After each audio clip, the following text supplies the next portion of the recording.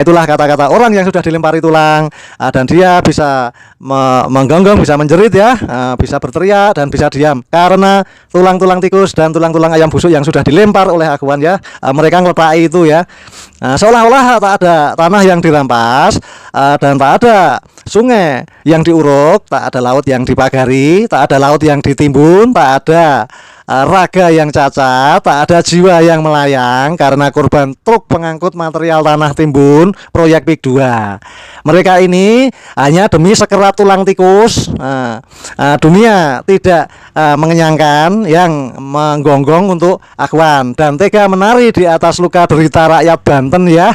Mereka ini tidak sadar wajah-wajah mereka sedang ditandai, dan pada waktunya kelak semua yang berbuat zolim pasti akan mendapatkan balasan yang setimpal ya. Mereka tidak sadar ya, rakyat sedang menahan amarah yang makin menggumpal ya. Jadi amarah rakyat Banten ya, setiap saat akan bisa ditumpahkan kepada seluruh jongos-jongos aguan. Benar kata Bung Karno, besok kamu itu berjuang bukan melawan Belanda, tapi melawan bangsamu sendiri. Ingat ya kata-kata itu ya, dalam sejarah sudah disebutkan ya. Jadi perjuangan besok itu ada penjajah, kamu akan melawan bangsamu sendiri, bukan melawan bangsa penjajah Belanda ya. Jadi kita wajib ya untuk meneruskan perjuangan cita-cita 45, cita-cita perjuangan pahlawan 45 ya, yaitu dengan mempertahankan kedaulatan negara kesatuan Republik Indonesia.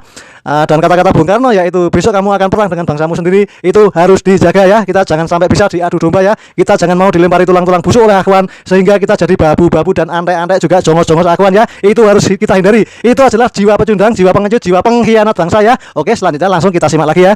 Yang begitu parah di pantai Tangerang ini. Iya pasti Pak, karena kan sebenarnya masyarakat Banten Utara yang khususnya dari pesisir ini bukan kali pertama. Dulu sudah ada penambahan pasir laut. Penambahan pasir laut itu mengakibatkan abrasi. Memang ada abrasi. Nah itu kan otomatis merugikan masyarakat. Nah ketika memang untuk dicegah ya caranya bukan untuk dibanding. Ya tapi dibuatlah konservasi, ditanamlah mangrove seperti itu. Jadi abrasinya itu karena pengerukan pasir, bukan secara alami bukan? Ya itu karena ada pengerukan pasir yang dilakukan secara nah itu material reklamasi Jakarta itu kan materialnya itu kan diambil dari tempat kami dari sini. Jadi bukan hanya PIK 2 masyarakat berkonflik di Banten Utara ini, karena sudah terjadi ketika PIK 1 ketika material reklamasi itu diambil dari tempat kami kayak gitu. Nah itulah gelembung-gelembung pasir pecah dan sebagainya macamnya, maka itu terjadilah abrasi. Jadi bukan secara alami tapi bukan secara alami. Karena memang dirusak. Paling kilometer ya. Iya paling kilometer. Iya kalau kita lihat citra satelit itu mungkin kelihatan dari tahun pertama ya kan. Betul. Iya. Kalau misalkan dikatakan jarak, kalau yang di pagar itu kan poinnya kan dulu empang. Padahal kalau kita ukur abrasi nggak sejauh itu. Nggak sejauh itu ya. Memang terjadi abrasi, cuma tidak sejauh. 5 meter abrasi. Paling 5 meter. Tahun-tahun. Assalamualaikum warahmatullahi wabarakatuh. Allahumma sholli ala sayyidina Muhammad wa ala ali sayyidina Muhammad. Bismillahirrahmanirrahim. Oke kawan, kita akan upkan lagi ya kasus-kasus ketidakadilan, kasus penindasan, kasus penjajahan yang terjadi di Indonesia, yang dimana rakyat sudah jarang yang memikir tentang keadaan di negeri ini ya. Jadi mereka rakyat di Indonesia sebagian besar pada tenang-tenang aja dan tidak memikirkannya ya. Makanya kita upkan terus sampai keadilan bisa tegak lurus ya. Oke, kita fokuskan pada penindasan dan perampasan tanah yang terjadi di Banten dan seluruh Indonesia yang belum terpantau ya. Yang terpantau baru Banten, Jakarta Utara, Serang, Tangerang dan sekitar situ ya. Yang dirampas atau dirampok oleh 9 naga ya, terutama naga aguan ya. Jadi jongos-jongos aguan ya, itu ada kriterianya ya, termasuk yang menjadi jongos aguan itu ciri-cirinya ya. Satu, orang yang dibayar untuk tugas tertentu membela aguan, baik sebagai konsultan hukum, konsultan media, konsultan PR atau buzzer atau influencer ya. Selanjutnya orang semacam ini menggonggong karena diberi tulang ya. Kalau tidak ada tulang, niscaya ya mereka ya akan diam ya, demikian ya. Selanjutnya orang yang selama ini memang dipelihara dan rutin mendapat tulang ya, tulang belulang busuk ya dari aguan, baik oknum pejabat, baik oknum aparat, baik oknum ASN hingga preman ya, itu semua dilempari tulang sehingga dia bisa diam dan bisa menyala ataupun menggonggong ya hidupnya. Memang dari tulang-tulang busuk aguan ya, tulang ayam, tulang tikus dan sebagainya ya. Jadi wajar ya menyala dan menggonggong untuk melindungi aguan ya. Selanjutnya orang yang gila atau setidaknya otaknya sedang terganggu sehingga tega menari di atas luka ya, menari di atas penderitaan rakyat, menari di atas kemiskinan rakyat kecil dan juga nelayan ya. Yang dinamakan menari di atas luka seperti itu ya. Jadi menari di atas luka rakyat bangsa sendiri ya.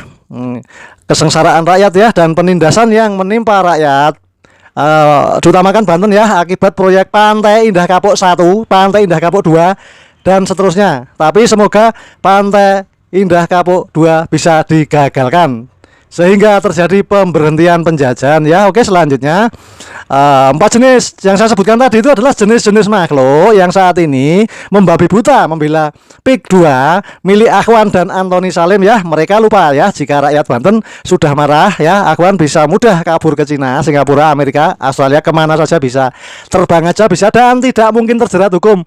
Dan tidak mungkin terjerat hukum ya, karena Akhwan adalah penguasa hukum di Indonesia dan kebal hukum ya. Demikian, selanjutnya langsung aja kita simak ya. Yang bertanggung jawab untuk menerima pengaduan aspirasi mereka itu siapa? Itu yang pertama. Dan yang kedua, ada sedikit permasalahan yang notabene di dalam aksi itu menyatakan bahwa Sungai Kalimalang diuruk. Pada dasarnya kami pemerintahan Desa Muncung dan kepala desa sudah menolak dengan adanya pengurukan kali tersebut. Nah, ingat, itu bukan atas suruhan kepala desa, bukan atas suruhan daripada orang-orang yang ada di sini. Itu pure adalah orang pengembang yang berani membuat tersebut.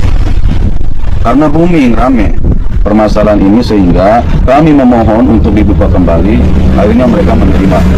Sebelum aksi tanggal 1, di tanggal 23 ataupun 24 itu sungai sudah dibuka normal kembali. Tapi kenapa mereka memaksa aksi untuk tanggal 1 itu aja? Bahkan dari pihak Kapolsek ataupun pihak Dewan Ramil meminta untuk tanggal 1 jangan aksi karena permintaan apa warga yang sudah meminta sekarang saya sudah kabulkan. Nah, kalau berbicara historis itu sungai ataupun bukan, pihak BPN lah yang bisa menentukan. Karena pada dasarnya di Suria kemarin itu dari pihak BPN ataupun pihak dari PU, Balai Besar, Ombudsman sampai Kapolres pun mereka menyatakan bahwa di Kecamatan Projo ini hanya sebatas ada 2 anak kali Cidulian, yaitu anak sungai Cipasilian sama anak sungai Suraliris. Itu yang ada. Karena historis kali tersebut siapapun orangnya tidak ada yang tahu. Yang ada itu dari awal saya kecil sampai sekarang ini itu benar-benar sungai. Nah, dikala semuanya tambak ataupun sawah sudah dibayar lunas sama pengembang, hak mereka dong mau mengurus seperti apa. Tapi yang pasti kali tersebut sampai sekarang pun masih tahap pembicaraan. Apakah sungai itu masuknya yang punya tambak, apakah sungai itu punya PU? Ini yang jadi diperdebatkan. Karena Balai Besar sendiri meminta bahwa kalaupun emang anak sodetan sungai ini masuknya Kabupaten Tangerang, itu akan diproses di Kabupaten Tangerang. Karena kemarin itu sampai kemarin itu belum pernah ada yang ini masuk provinsi, ini masuk kabupaten, belum ada seperti itu.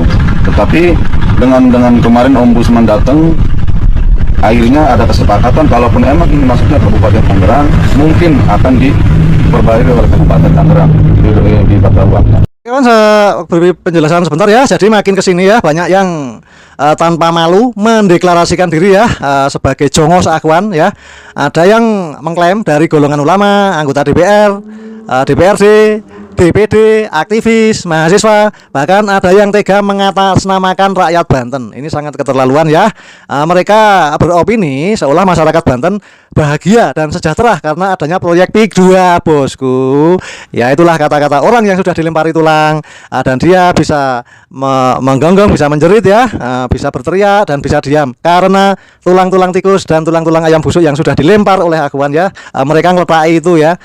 Seolah-olah tak ada tanah yang dirampas dan tak ada sungai yang diuruk, tak ada laut yang dipagari, tak ada laut yang ditimbun, tak ada raga yang cacat, tak ada jiwa yang melayang karena korban truk pengangkut material tanah timbun proyek PIK 2. Mereka ini hanya demi sekerat tulang tikus. Dunia tidak mengenyangkan yang menggonggong untuk Akhwan dan tega menari di atas luka derita rakyat Banten ya. Mereka ini tidak sadar wajah-wajah mereka sedang ditandai, dan pada waktunya kelak semua yang berbuat zolim pasti akan mendapatkan balasan yang setimpal ya. Mereka tidak sadar ya, rakyat sedang menahan amarah yang makin menggumpal ya. Jadi amarah rakyat Banten ya setiap saat akan bisa ditumpahkan kepada seluruh jongos-jongos Akhwan. Benar kata Bung Karno, besok kami itu berjuang bukan melawan Belanda, tapi melawan bangsamu sendiri. Ingat ya kata-kata itu ya, dalam sejarah sudah disebutkan ya. Jadi perjuangan besok itu ada penjajah, kamu akan melawan bangsamu sendiri, bukan melawan bangsa penjajah Belanda ya. Jadi kita wajib ya untuk meneruskan perjuangan cita-cita 45, cita-cita perjuangan pahlawan 45 ya, yaitu dengan mempertahankan kedaulatan negara kesatuan Republik Indonesia.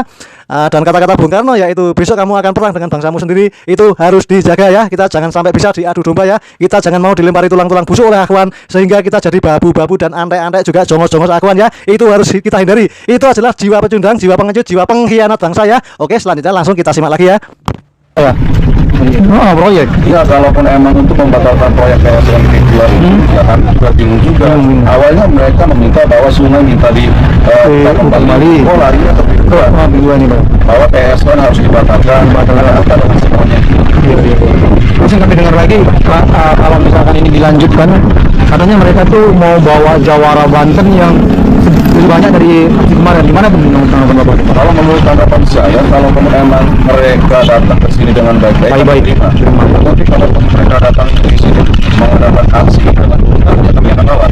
Karena siapapun orangnya di kalangan kita, pekerjaan, urusan itu kita diganggu sampai mati pun akan kami perjuangkan. Seperti itu. Kecuali mereka tuh demo langsung ke Perumbang Pak ya. Nah, makanya kata saya juga kalau mau demo sebaiknya instansi pemerintah, instansi pemerintah ataupun di gedung PIK-nya sendiri. Iya langsung kan menyampaikan sebuah aspirasi itu lebih baiknya di pusat pemerintahan, baik di DPRD ataupun di Kabupaten Tangerang ataupun di Kejaksaan. Itulah tempatnya biar menyampaikan aspirasinya diterima dengan secara baik. Ya mereka yang berbicara langsung kepada perusahaan itu mau seperti apa. Kalaupun emang mereka maksa aksi di sini aja, tetap yang dirugikan adalah masyarakat kami. Maka dia itu seperti itu. Berarti yang berita beredar ditunggangi preman itu apa? Bohong ya. Karena itu pure adalah masyarakat khusus semua. Kenapa? Karena dari permintaan aksi mereka pun itu adalah masyarakat khusus juga. Yang notabene, kalaupun emang masyarakat khusus, saya fasilitasi. Saya akan dengarkan apa ucapan mereka, apa aspirasi mereka akan saya sampaikan. Tetapi yang kemarin aksi itu luar biasa. Itu dari berbagai ormas, itu datang semua ke sini. Makanya saya juga bingung. Ini aspirasi apa demonstrasi? Saya juga bingung juga untuk menjawabnya. Dengan semuanya ini saya bingung. Karena yang saya takutkan kenapa kemarin itu kami membatasi warga di Kabupaten Penanggung dapat panah takutnya bentrok dengan orang pribumi, yaitu orang hukum sendiri. Makanya saya batasi. Ya namanya sudah memperlukan seperti itu, ya saya bingung juga lah. Tapi kemarin tuh memang benar-benar rame Pak ya? Ya masa itu dikirakan semua 12 yang lagi kurang lebih ada 2.500 adalah. Kalau boleh tahu ini sudah berapa lama ya? Ini kurang lebih bicara 1 tahun. Cuman kalau tanah yang dijual itu udah 5 tahun lebih katanya Pak ya? Kalau tanah yang sudah dijual kalau di sini itu bukan yang pertama di sini adalah tanah yang sudah punya orang tua. Ada beberapa yang punya warga paling di antara 1, 2, 3 banyak 5 orang ataupun 6 orang. Yang lainnya itu sudah punya perusahaan. Jadi baik di daerah utara atau di daerah selatan juga itu kebanyakan sudah punya orang tua. Masyarakat kami hanya sebatas jadi negara. Nah kalau tadi yang dibilang peran bayaran, nah ini Bapak ini Pak, mohon maaf Pak ya. Satu lagi, apa namanya udah berumur Pak ya. Gimana kalau memang peran bayaran pasti bentuk gitu Pak ya. Ini semua ya nih Pak ya. Jadi kami ke sini Pak, kami netral Pak ya kan, kami nggak melihat sana, nggak melihat sini, cuma ingin meluruskan. Nah ini video nanti bisa Bapak lihat di channel saya dan ekspor dan channel Bang Suara juga Pak. Jadi kita nggak ada melencengan juga seperti yang lain. Pokoknya kita sini netral Bang ya, netral. Apa yang keluar dari luar apa nggak ada kita potong-potong, real semuanya di sini Pak ya. Jadi Seperti itu Pak, kami cuma pengen tahu yang preman bayaran. Ternyata itu hoax Pak ya. Ada kalau preman bayaran. Nggak ada, Kami itu preman bayaran tidak ada. Makanya kenapa? Kecuali di dalam sebuah aksi itu dari berbagai elemen. Kalaupun saya mengetahui tuntas apa saja dari berbagai elemen, ya saya juga akan siap-siap. Karena rumornya bahwa di situ adalah masyarakat Muncung akan menyampaikan aspirasi. Saya orang Muncung, yang mau aksi itu orang Muncung. Ya tentu kita terima dengan baik dong. Nah setelah saya lihat di lapangan bahwa itu masyarakat Muncung paling ada kurang lebih 200-an yang lain itu di luar daripada Muncung. Pak, tapi ini sebagai apa? Saya dibilang keamanan ya bukan, tetapi saya ditunjuk kepala desa bahwa di sini kalau ada masyarakat atau warga yang belum dijual tanahnya atau sawah atau tambaknya yang kena uruk itu ditahan dulu sampai kena uruk. Saya konfirmasi ke yang punyanya, saya kasih tahu ke yang punyanya, bahkan sampai saat ini ada tambak yang belum dibayar ataupun yang tidak mau dijual sampai sekarang saya masih ada saat ini. Masih ada juga betul Masih ada. Tidak pernah diuruk paksa. Alasan dia nggak mau jual apa? Ya mungkin Harga ya? butuh. Karena kebetulan ya yang punyanya ada orang kaya. Oh pantas ya Pak. Punya limbah musibah. Oh pantas. Terus kalaupun masalah peran bayaran bisa jadi tempat lain Bang ya, kita nggak tahu tempat lain yang ada itu, tapi yang sini juga dibawa gitu Bang ya. Dari tambahannya sih nggak tuntas. Iya. Iya. Harga juga nggak ada itu. Kita berusaha. Bisa jadi tempat yang lain. Dari waktu bawa-bawanya kemari juga gitu Bang ya. Kalau menurut Bapak nih, proyek PIK 2 di sini itu menguntungkan masyarakat atau masyarakat? Kalau menurut saya ini adalah proyek yang harusnya kedua ini sangat menguntungkan masyarakat. Yang pertama, kalau memang kami tidak bisa memberikan uang kepada masyarakat kami, kalau bisa kami mempekerjakan warga masyarakat kami itu sesuatu yang luar biasa. Karena apa? Sebaik-baik orang adalah bisa mempekerjakan orang meskipun tidak layak, tetapi itu adalah kehidupan buat dia. Daripada jadi maling juga Pak ya. Karena begini, yang pertama saya itu di sini itu melihat bahwa anak muda atau remaja sekarang sudah mulai ada depresi, main obat-obatan, ataupun ikut-ikut gangster. Dengan adanya ini saya sangat senang, saya sangat gembira. Yang pertama remaja dan pemuda itu saya kirim ke sini semua. Saya bilang ke para RT kalau ada masyarakat remaja pemuda yang mau ikut kerja di sini dia mau silakan. Yang penting mau. Adapun hasil panen atau tidak, yang penting dia bisa buat jajan ataupun buat yang lainnya. Daripada dia nganggur, daripada dia gitar-gitaran, daripada dia ikut gangster-gangster. Karena di wilayah Toronto sendiri gangster itu makin merebak. Kemarin aja kurang lebih ada 8 orang gangster ditangkap sama pihak kepolisian.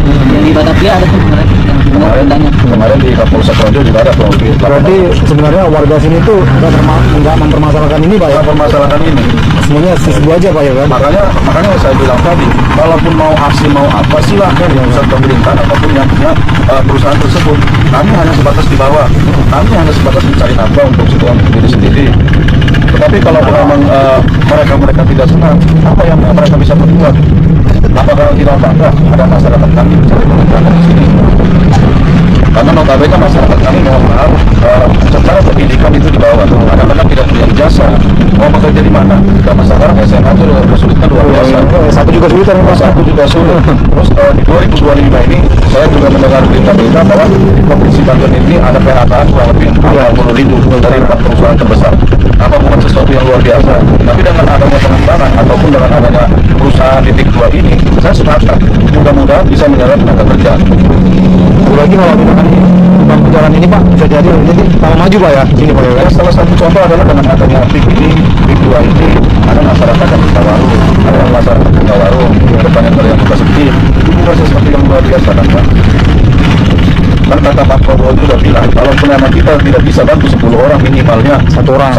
Kalaupun emang tidak bisa, jangan mempersulit orang ya.